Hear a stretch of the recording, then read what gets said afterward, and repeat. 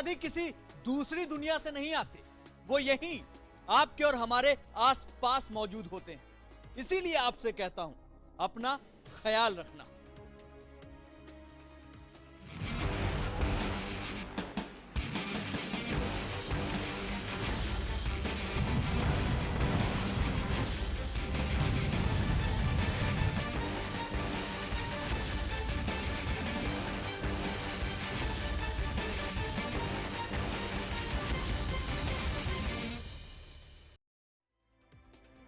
लोग टूट जाते हैं एक घर बनाने में, और वो तरस भी नहीं खाते बस्तियां जलाने में। ये वो लोग हैं जो एक पूरे शहर को ही उजाड़ना चाहते हैं, और ये सब कुछ हो रहा है मुंबई से सिर्फ 200 किलोमीटर दूर महाराष्ट्र के पुणे में। अब उनका धंधा डर पे चलता है।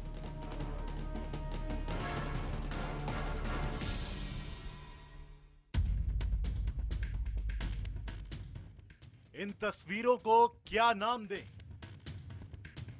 1, 2, 3, 4, 5, 6, 7। जमीन पर होश गंवाकर पड़े एक शख्स पर बारी बारी से पत्थरों से उसके वजूद को कुचलते ये लोग। ये नफरत है या फिर वहशीपन? हम आपको तस्वीर में इस प्रेम से ज्यादा नहीं दिखा सकते, लेकिन बता जरूर सकते हैं। जमीन पर गिरा शख्स कुछ देर तक दर्द से छटपटाता रहा, करीब करीब हर वार से बिलबिला उठता, लेकिन कुछ देर बाद तो उसके जिस्म में कोई जुम्बिश नहीं होती। आखिर ये सब है क्या? कौन है ये लोग जो एक जमीन पर पड़े शख्स के साथ दरिंदगी दिखा रहे हैं? आखिर एक इंसान के साथ इंसानों के एक झुंड कैसी रंजिश निकालने पर आमदा है? आखिर इन तस्वीरों का सच क्या है? सीसीटीवी की उन तस्वीरों की असलियत को समझने के लिए पहले जरा फिल्म के इस सीन पर नजर दौड़ाइए। श्री कृष्णेन सुभद्रायै गर्भवत्यै निरूपितम्। मुंबईया फिल्मों में ऐसे सीन की भरमार होती है जिसमें गैंगस्टर अपने गुर्गे के जरिए किसी को धमकाता है, पैसों की मांग करता है और अपना इकबाल बुलंद करने के लिए फायरिंग की हद तक चला जाता है। और इन तस्वीरों को देखने के बाद लोगों को यकीन भी होने लगता है कि ये जो कुछ हो रहा है वो मुंबई और आसपास का सच है।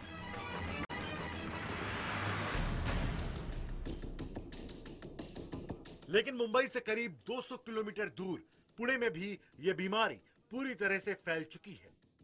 जी हां, अब पुणे में भी गैंग और गैंगवार जैसी बातें यहां की जिंदगी में हर रोज का हिस्सा हो गई हैं। अंडरवर्ल्ड गैंग और गैंगस्टर, जब ये शब्द जहन में आते हैं तो सबसे पहला नाम मायानगरी मुंबई का आता है। लेकिन आपको जान के हैरानी होगी कि महाराष्ट्र का आईटी हब और छात्रों के लिए जन्नत माने जाने वाले पुणे शहर में 15 गैंग काम कर रहे हैं जो एक बर्चस्प की लड़ाई पूरे शहर में लड़ रहे हैं। आज हम आपको दिखाएंगे कि पुणे और आसपास के जगहों में कैसे फैला है इन गैंगों का जाल। अब उनका धंधा डर पे चलता है, सिर्फ डर।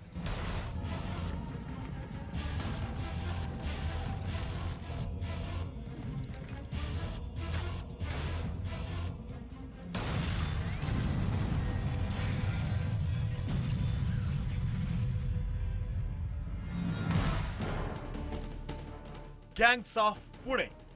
पुणे शहर में फैलता अंडरवर्ल्ड। पुणे और आसपास के इलाकों में 15 से ज्यादा गैंग्स सक्रिय। शहर में 250 से ज्यादा गैंगस्टर का आतंक। करीब 30 लाख की आबादी वाले इस शहर में धीरे धीरे गैंगस्टर की जड़ें गहरी जमने लगी हैं। हालात ऐसे हो गए हैं कि अब गैंगस्टर शहरी इलाकों के साथ साथ पुणे के देहात के इलाकों में भी घुसपैठ करने लगे हैं। सीसीटीवी की इन तस्वीरों के जरिए शहर में कहर बरपा रहे चेहरों की पहचान जब पुलिस ने की तो उसे ये अंदाजा तो हो गया कि पुणे और आसपास के इलाकों में 15 से ज्यादा गैंग उत्पात मचा रहे हैं। लेकिन पुणे की पुलिस उस वक्त बुरी तरह चौंक उठी जब उसे पता चला कि हर एक गैंग में कम से कम 60 गुर्गे तो होते ही हैं। और इन तमाम गैंग में हर एक का दावा भी यही है कि वह इस पूरे इलाके का सबसे खतरनाक गैंग है और यही गैंग अपने रुतबे और धंधे को बनाए रखने के लिए पुणे की सड़कों पर अक्सर ऐसी खूनी होली खेलने से बाज नहीं आती। हालांकि पुलिस का यही दावा है कि उसने पुणे के बड़े गैंग्स की कमर तोड़ दी है, लेकिन इस बात में कितनी सच्चाई है इसकी पोल तो ये तस्वीरें भी खोल देती हैं, जो दिन दहाड़े और सरेआम होने वाली वारदात की साक्षात गवाह। गैंग कुछ ऐसे जैसे ही पता चलता है कुछ ऐसी गैंग ऑपरेट हो रही है या फिर बन रही है, हम उसी वक्त उनको उन पर नज़र रख के जो भी उन पर कार्रवाई की जा सकती है वो देख के हम उनके ऊपर कार्रवाई करते हैं। इसके अनुसार हम पुणे पुलिस ने 2014 में 5 गैंग जो मेन उसमें 4 गैंग्स है उसके सब सदस्यों को अंदर कर दिया है मौका लगा के। सन 2015 में टोटल 17 मौका के केसेस किए, उसमें 101 उसके जो सदस्य है आरोपी जो है वो जेल में है। 2016 में 6 मौका के केसेस किए, इसमें 43 जो क्रिमिनल्स है वो अंदर किए हैं। एक तरफ पुलिस यही दावा कर रही है कि उसने मकोका की तलवार से पुणे में फैलते जा रहे गैंग की जड़ों को काटा है, लेकिन पुलिस का दावा एक तरफ और शहर की सच्चाई दिखाने वाली तस्वीरें दूसरी तरफ, जो एक दूसरे से एकदम उलट गवाही दे रही हैं। ये तमाम तस्वीरें उन गैंगस्टर्स की हैं जिनका नाम और चेहरा ही पुणे के अमन पसंद लोगों को डराता और धमकाता रहता है। और पुलिस के रिकॉर्ड पर यकीन करें तो पुणे में जिस गैंग का खौफ सबसे ज्यादा है उनमें Gajya Marne gang, Baba Bodke gang, Sharad Mohol gang, Nilesh Bharne gang, Rakesh Bharne gang, Pappu Nair gang, Pinta Dhawade gang, Bantya Pawar gang सबसे आगे है। और बकौल पुलिस ये गैंग और इनके गुर्गे अक्सर पुणे में अपना कारोबार फैला रहे बिल्डर्स से पैसे की उगाही करते हैं। बाकी छोटे छोटे जितने भी गैंग्स और ये काम करने के चक्कर में रहते हैं उनके ऊपर हमने नज़र रखा है और उनके ऊपर जैसे कुछ एक्टिविटी शुरू हो जाती है तो जो भी सही लगे वो एक्शंस हम लेते हैं। सीसीटीवी कैमरों से सामने आई तस्वीरों की गवाही ये भी कहती है कि दिन दहाड़े हत्या की कोशिश और सरेआम गोलीबारी साफ करती है कि पुलिस के तो बस दावे हैं, लेकिन जमीनी सच्चाई यही है कि पुणे में आज भी डर का धंधा कायम है। अब उनका धंधा डर पे चलता है, सिर्फ डर। दरअसल पुणे के आसपास फैक्ट्रियों का नेटवर्क फैला हुआ है और यही फैक्ट्रियां गैंगस्टर्स और उनके गैंग को पनपने का पूरा मौका देती है। बल्कि यह भी कहा जा सकता है कि गैंग की खाद पानी का इंतजाम इन्हीं फैक्ट्रियों के जरिए होता है। चाकन, पिंपरी और चिंचवाड़ पुणे के ये वो इलाके हैं जिसकी गोद में दौलत दम लेती है, क्योंकि इन्हीं इलाकों में फैक्ट्रियों का जाल बिछा हुआ है। पुणे के इन्हीं 3 इलाकों में करीब 13,000 से ज्यादा फैक्ट्रियों का जाल बिछा हुआ है। जाहिर है इन तमाम फैक्ट्रियों में काम करने के लिए मजदूरों और कामगारों की जरूरत पड़ती है। बस फैक्ट्रियों की यही जरूरत बनती है गैंगस्टर्स की कमाई का जरिया। अब उनका धंधा डर पे चलता है।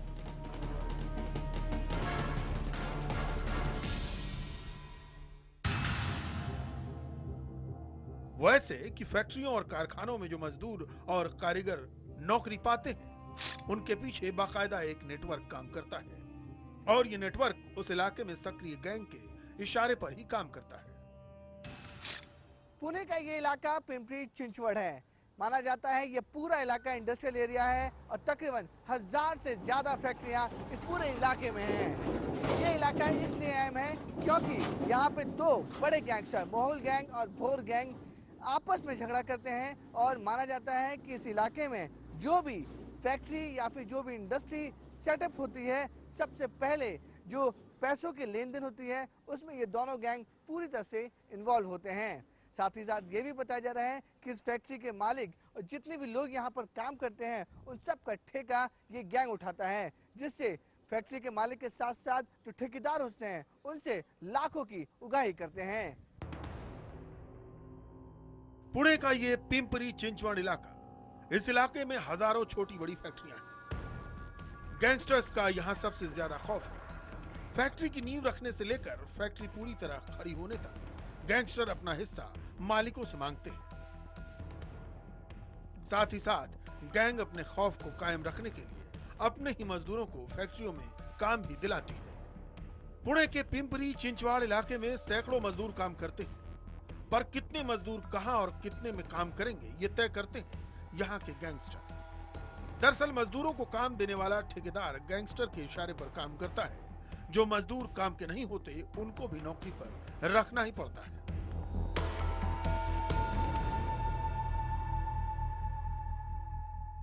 कई जगह तो आपके पास काम करने वाले जो लोग हैं, मैथड या एक्ट जो है उसके मुताबिक वो लोग फोर्स करते हैं कि हमारे लोग ले। ये इस तरह से ज़्यादा गुंडागर्दी।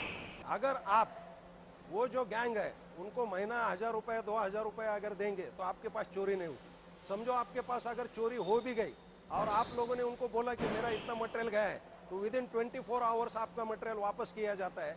अगर मटेरियल उन लोगों को नहीं मिला, ऐसा बहुत कम केसेस में होता है कि उनको मटेरियल नहीं मिलता, लेकिन अगर मटेरियल नहीं मिला तो वो आपका कॉम्पेंसेशन दे देते।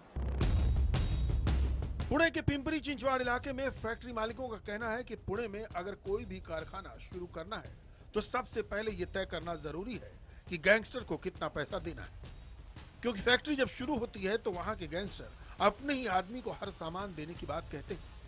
यानी फैक्ट्री बनाने का काम भी गैंगस्टर के ही ठेकेदार को मिलता है। ये जो लोग हैं, ये ज़्यादा से ज़्यादा लोग ये पॉलिटिकल लीडर्स के साथ कनेक्टेड लोग हैं, और इन लोगों की जो स्ट्रैटेजी रहती है वो जनरली आपके फैक्ट्री में आएंगे, आपको जो भी रॉ मटेरियल लगता है कंपल्शन करते हैं कि आप उनसे ही लेने का। आपको फैक्ट्री भी अगर बिल्ड करने की हो तो सभी आपको जो सैंड लगती है, सीमेंट लगता है, कॉन्ट्रैक्टर लगता है, सब उनका लेना पड़ता है। अगर किसी भी फैक्ट्री वाले ने गैंगस्टर की बात से इनकार किया तो उसकी शामत आना पक्की है। यानी उसकी फैक्ट्री तो खुलेगी लेकिन उसमें काम कुछ भी नहीं होगा। हैरानी की बात तो ये भी है कि इस मामले में पुलिस भी नहीं सुनती। पुणे और आसपास के इलाकों में 13,000 छोटी और बड़ी फैक्ट्रियां हैं। इन फैक्ट्री मालिकों का मानना है कि फैक्ट्री की नींव रखने से लेकर फैक्ट्री के पूरी तैयार होने तक हर बार हिस्सा गैंगस्टर को देना पड़ता है। साथ ही साथ ये भी कहा जाता है कि जितनी भी फैक्ट्रियां हैं उनमें जो काम करने वाले कारीगर होते हैं उनकी जिम्मेदारी और उनकी ठेकेदारी भी गैंगस्टर खुद ही उठाते हैं। पुणे में कुल 13,000 छोटी बड़ी फैक्ट्रियां हैं। हर फैक्ट्री में हजारों मजदूर काम करते हैं। फैक्ट्री की नींव रखने से लेकर फैक्ट्री पूरी होने तक हर बार पैसा गैंगस्टर को दिया जाता है। साथ ही गैंगस्टर मजदूरों को काम देने वाले ठेकेदार को भी धमका कर रखते हैं और अपने ही आदमियों को नौकरी देने के लिए कहते हैं। सवाल उठता है कि आखिर ऐसी कौन सी चीज थी जिसकी वजह से महाराष्ट्र के इस इलाके में इंसानों की जिंदगी से खेलने वाले गैंगस्टर्स अपना कब्जा जमाने के लिए एक दूसरे के खून के प्यासे हो गए। इस सवाल का जवाब है यहाँ की जमीन। यहाँ की जमीन की कीमत देखते ही देखते आसमान छूने लगी और जैसे जैसे जमीन के भाव बढ़ते गए इंसानी जिंदगी की कीमत कम होनी शुरू हो गई।